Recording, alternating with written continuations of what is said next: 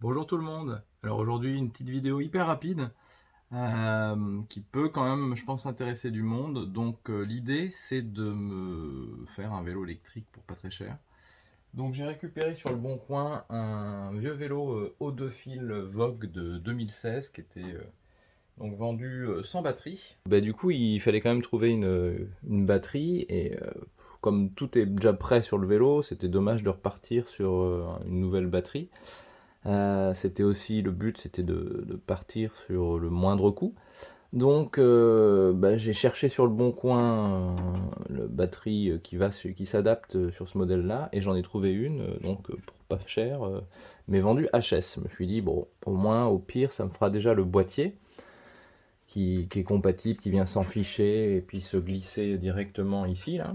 Et après, bah, s'il faut, j'achèterai des cellules et je fabriquerai ma propre batterie pour mettre dans ce boîtier-là, quoi. Voilà. Donc, ça, c'était l'idée de départ. Et en fait, bah, la batterie que j'ai achetée sur le Bon Coin HS, bah, je l'ai ouverte. En fait, elle n'a pas l'air si HS que ça. Donc, je vais vous montrer où j'en suis.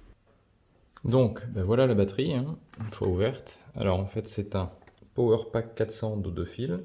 Et donc c'est une 36 volts 10,4 ampères-heure pour donc 374 Wh.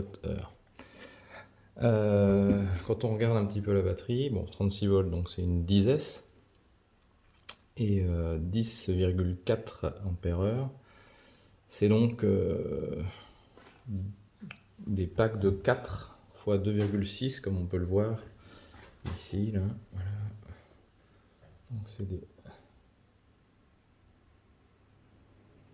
3,6 volts, 2,6 ampères.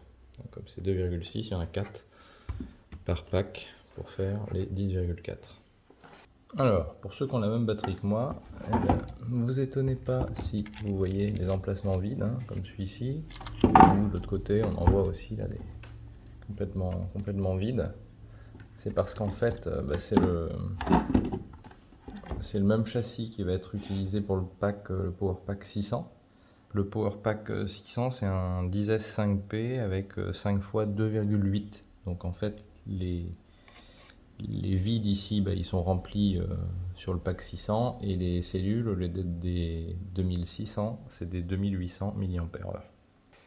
Et bien en fait, donc le premier diagnostic, c'était ça. Voilà, ça s'allume, on appuie dessus. Il y a une rouge, deux vertes, rien et une verte. Bon.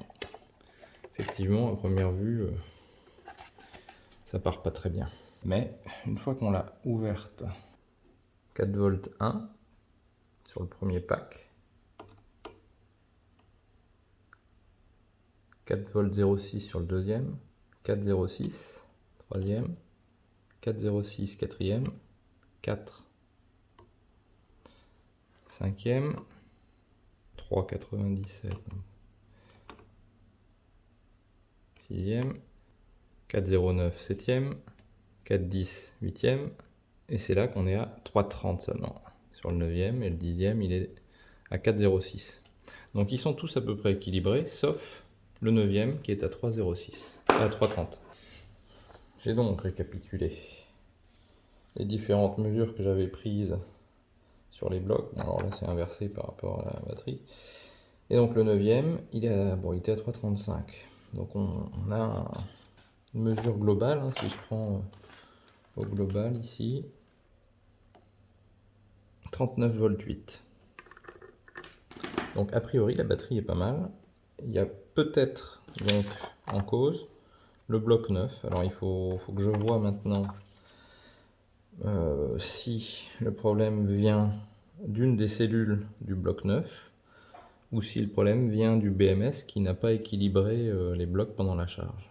Voilà, donc bah là c'est suite au prochain numéro. Si vous avez des avis et des idées de résolution, évidemment, je suis preneur, vous me les mettez dans les commentaires. Et puis, si vous voulez avoir la suite de l'histoire, vous pouvez vous abonner. Allez, à plus, ciao.